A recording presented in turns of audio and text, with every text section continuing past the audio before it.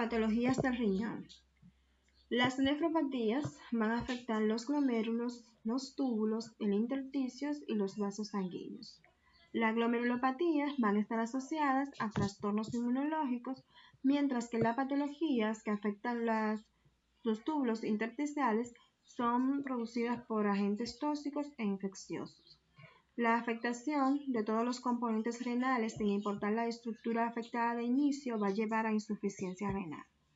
Clínicamente se van a manifestar con azoemia, que es indicativa de disminución de la función glomerular, azoemia prerrenal, que consiste en una hipoperfusión renal, que reduce el flujo de la función glomerular sin una lesión parenquimatosa, azoemia postrenal, que es debido a una obstrucción del flujo de la orina distal al riñón, y la uremia, que son manifestaciones clínicas y sistémicas caracterizadas por insuficiencia renal, que cursan con alteraciones metabólicas, endocrinas, neuromusculares y cardiovasculares, como por ejemplo la pericarditis urémica. Para comprender el mecanismo del síndrome nefrótico y nefrítico, debemos comprender la estructura del ovillo glomerular. Como podemos ver, este está conformado por lo que son una red de capilares que están revestidas por células endoteliales que son fenestradas, como estamos mirando acá, y inmediatamente por encima de estos capilares encontramos la membrana basal. Encima de estas membranas basales tenemos los podocitos, que tienen unas prolongaciones en forma de pie denominados pedicelos, los cuales sellan totalmente esta estructura entre los capilares y la membrana basal, produciendo así una barrera protectora que no permite el paso de proteínas por encima de 40 dactos. Sosteniendo esa red de capilares tenemos las células mesenquiales, que son células de sostén y células que son fagocíticas también. Y hacia la periferia, limitando lo que es el espacio urinario, tenemos la cápsula de Bowman, que van a estar revestidas por células parietales. Entonces, el síndrome nefrótico se van a producir cuando se produce una lesión de los podocitos. Tan pronto los podocitos son lesionados, se borran los pedicelos, entonces la membrana ya va a poder permitir lo que es el paso de proteínas por encima de 70 kilodalton. Por tanto, esas proteínas van a poder pasar tanto por las células endoteliales como por las membranas basal hacia el espacio urinario, generando así proteinuria. Y hablamos de una pérdida importante de proteinuria ya cuando hablamos de 3.5 gramos por día de proteína. Al tener esta pérdida de proteína, entonces en sangre se va a manifestar una proteinemia, y la albúmina, que es la que normalmente regula la presión osmótica, al tener estas pérdidas importantes, pues entonces el líquido va a empezar a fluir hacia los tejidos, el tejido conjuntivo, y va a generar edema. El edema generalmente es generalizado, pero de inicio podemos observar un edema periorbitario. El hígado empieza a percibir esta pérdida importante de proteína, por lo tanto sintetiza todo tipo de proteínas, entre ellas los lípidos. Por lo tanto vamos a encontrar hiperlipidemia. Y en orina vamos a tener entonces lipiduria. Estos son los síntomas que vamos a tener en el síndrome nefrótico. Mientras que en el síndrome nefrítico vamos a ver que se va a deber a una acumulación de depósitos de inmunocomplejos que se pueden acumular a nivel de la membrana basal de forma lineal o subendotelial, como lo vemos acá. Entonces, estos depósitos de antígeno anticuerpo van a generar lo que es una reacción inflamatoria importante, que van a producir una dilatación de estas fenestraciones, en las cuales estos poros se van a dilatar y van a permitir la salida de proteínas. En este caso hablamos de proteinuria, pero no tan importante como la vamos a ver en el síndrome nefrótico. Por estas fenestraciones también van a salir los eritrocitos, por lo tanto vamos a tener hematuria.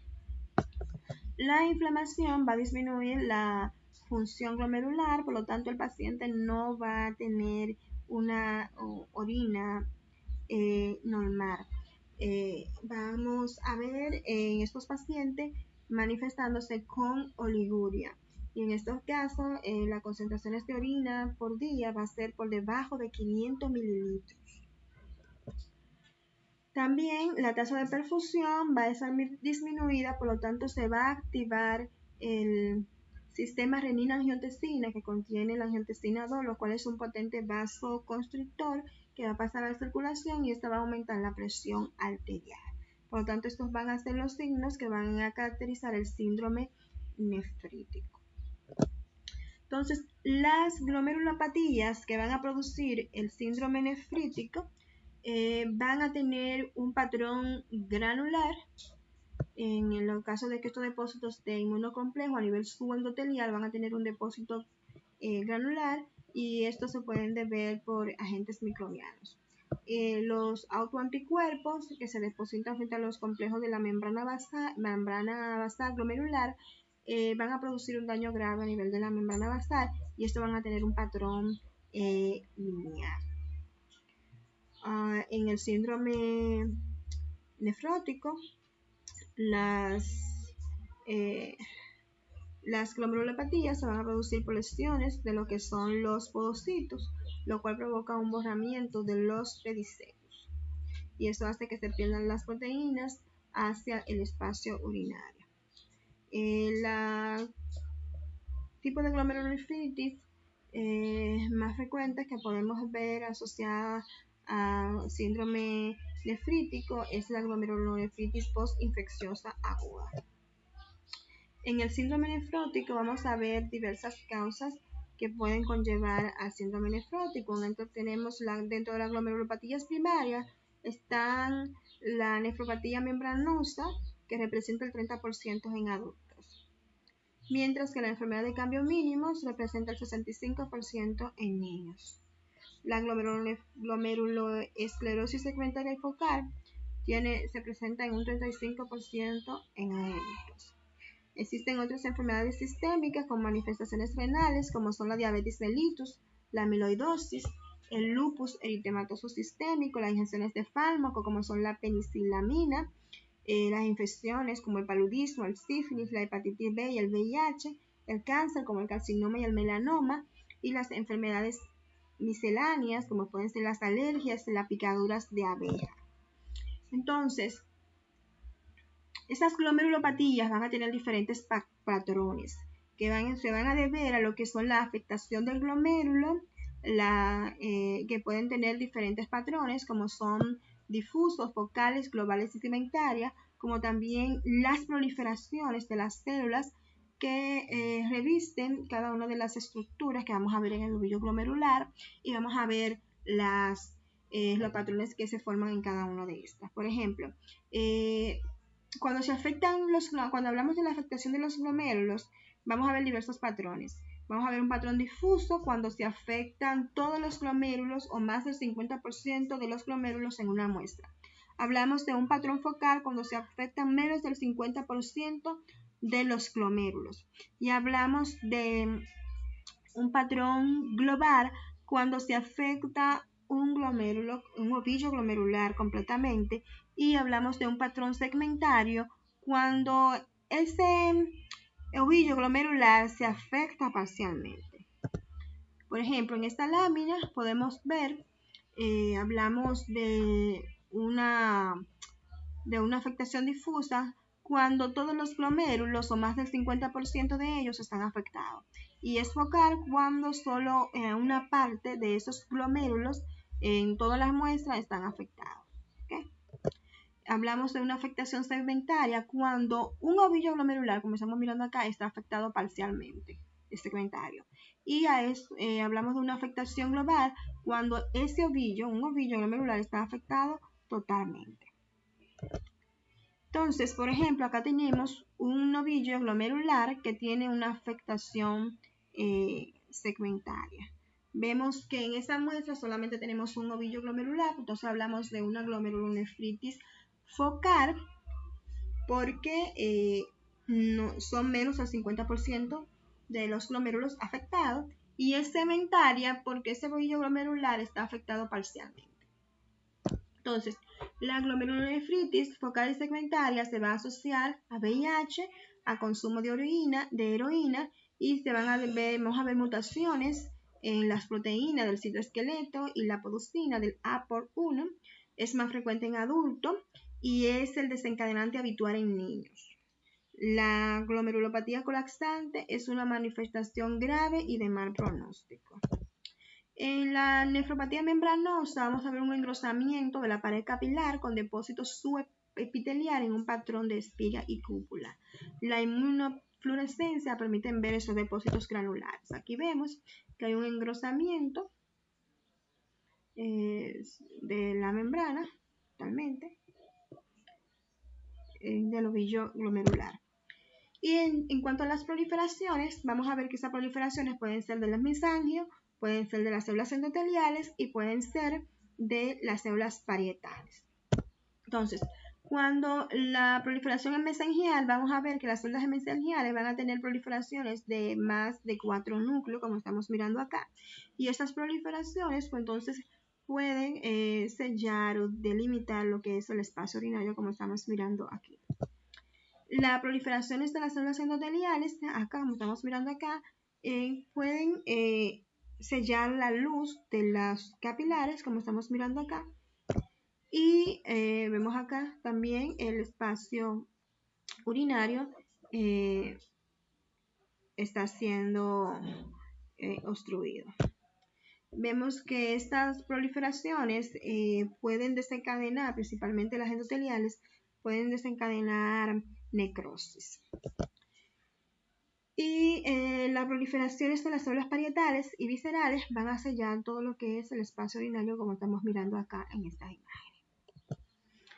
En la glomerulonefritis en semiluna vamos a ver un patrón de que estas células van a proliferar en un aspecto de semilunas, como vemos acá. ¿Okay? En estos casos los riñones son pequeños y pálidos y presentan hemorragias petequiales, que es característico de este tipo de glomerulonefritis. Entonces, en la glomerulonefritis crónica, ya esta es la porción, es como quien dice, la parte terminal, es el tipo de patología en la cual llegan todos los tipos de glomerulonopatía y todos los tipos de afecciones renales, en la etapa final. Estos también se le llaman riñones terminales. En este caso no se puede determinar si la lesión se debió a un daño tubular o si la lesión se debió a un daño glomerular. En las glomerulonefritis crónica la vamos a ver con glomérulos esclerosados, todos los glomérulos van a estar esclerosados, va a haber una fibrosis marcada con atrofia y pérdida de los túbulos de la corteza. En este caso se acaba produciendo la muerte por uremia, salvo que se trate con diálisis o un trasplante. Aquí vemos que todos los glomérulos están esclerosados y vemos una fibrosis intersticial importante y atrofia de sus túbulos. En las infecciones de vía urinaria, estos se van a caracterizar por bacteriuria y piuria. En el caso de afectación de los riñones, le vamos a llamar pielonefritis y en caso de la afectación de la vejiga, cistitis. La pielonefritis se debe a una infección bacteriana producidas por infecciones de vía ascendente como resultado de un reflujo, de una obstrucción o de una anomalía, o pueden deberse a una diseminación hematógena de bacterias, tal como se pueden dar en una septicemia o en una endocarditis infecciosa. Se caracteriza por formaciones de abscesos en la superficie de los riñones y vamos a ver necrosis papilar. Vemos acá los riñones con múltiples abscesos en todo el parénquima renal. La pielonefritis crónica se va a asociar a lo que es una obstrucción del flujo por cicatriz que estamos mirando acá a nivel de la corteza, ¿ok? Renal. Y mientras que en la forma crónica vamos a encontrar lo que es la necrosis papilar, que es de peor pronóstico, y hay 3 trastornos predisponentes como son la diabetes, la obstrucción de las vías urinarias y el abuso de analgésicos. Se asocia a cicatrización e insuficiencia renal y puede ser obstructiva o reflujo. Esa patología no la vamos a ver acá, ni eso tampoco. Si vamos a hablar de las enfermedades quísticas del riñón, entre ellas tenemos el quiste simple, que van a medir de 1 a 5 centímetros, se van a localizar en la corteza y pueden llegar a medir hasta incluso 10 centímetros. pero este suele ser un hallazgo por Morten habitual que no tiene ninguna importancia clínica, mientras que los quistes adquiridos van a estar asociados a diálisis. Aparecen en pacientes con nefropatía terminal que han sido sometidos a diálisis prolongadas, están presentes en la corteza y la médula y pueden sangrar y producir hematuria. Ocasionalmente en las paredes de estos quistes pueden surgir adenomas o adenocarcinomas. En la nefropatía poliquística del adulto y del niño, vamos a ver que en la del adulto, la enfermedad tiene una herencia autosómica dominante y es producida por mutaciones del gen policisteína 1 o 2, que es responsable del 10% de la insuficiencia renal y consiste en las formaciones de quistes que son grandes. Mientras que en la nefropatía poliquística de los niños, la enfermedad tiene una herencia recesiva. En estos pacientes, los quistes van a ser pequeños. A ver acá.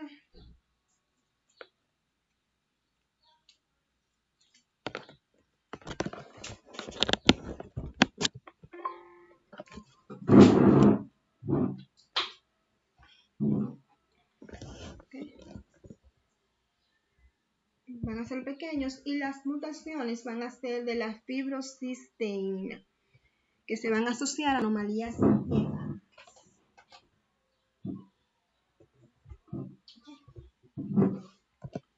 Entonces, aquí vemos en la imagen la superficie del parénquima renal con múltiples quistes en todo el parénquima. En el complejo de enfermedad quística medular y nefrotóxico, esta es la causa de insuficiencia renal en adultos jóvenes y niños. Tiene una herencia autosómica recesiva, se deben a mutaciones de la nefrocisteína y tiene una implicación de la función ciliar. Los riñones van a estar retraídos y van a implicar quistes pequeños. En la nefrolitiasis, esto va a provocar un cálculo cólico renal importante, va a cursar con hematuria y formaciones de cálculos.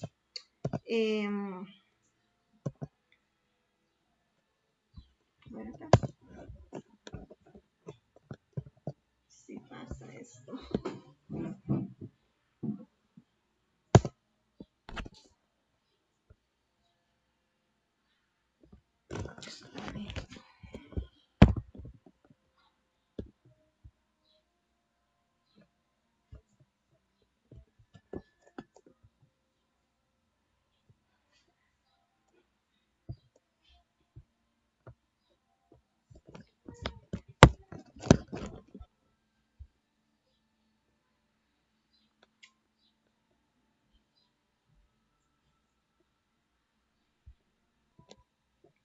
Okay.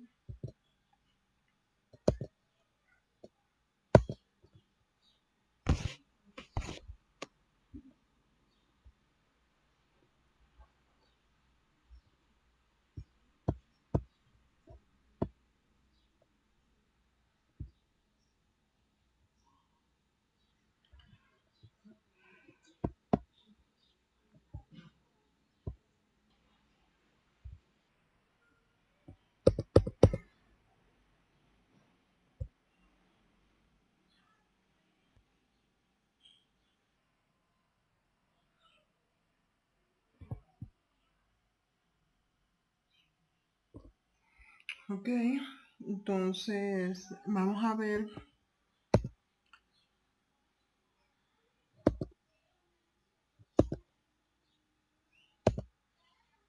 que estos cálculos renales van a estar formados por oxalato de calcio o una mezcla de oxalato y fosfato de calcio. El 10% pueden contener fosfato amónico, magnesio, y estos se van a asociar a infecciones de vía urinaria. El 0 al 9% van a estar formados de ácido úrico o cisteína y se van a presentar comúnmente asociados a defectos genéticos determinados por aminoácidos. Los cálculos de calcio se van a presentar con hipercalciuria, se asocian a hipercalcemia y van a tener ubicaciones en la pelvis renal, cálices renales y vejiga. Los cálculos que van a tener la forma de asta de ciervos se van a deber a acumulaciones excesivas de amónico y magnesio. Clínicamente el paciente va a presentar un dolor tipo cólico, renal o del uréter, caracterizado por un paroxismo, un dolor tipo paroxísmico a nivel costal que se irradia hacia la ingle. Va a presentarse también con hematuria macroscópica, va a haber ulceración y hemorragia y puede predisponer a infecciones bacterianas. Dentro de los tumores renales tenemos los carcinomas de células claras que se van a asociar a pélida homocigota de las proteínas supresoras del tumor de von Hippel-Lindau que van a invadir la vena renal. Los papilares se van a asociar a mutaciones del oncogen MET, son bilaterales, pueden ser múltiples y presentan papilas, y los cromófagos son menos frecuentes y sus células van a ser claras por la presencia de lípidos que van a tener en su citoplasma. Van a formar nidos con un patrón sólido, como estamos mirando acá, con escasa sustancia o matriz intersticial. Eso es en cuanto a las patologías de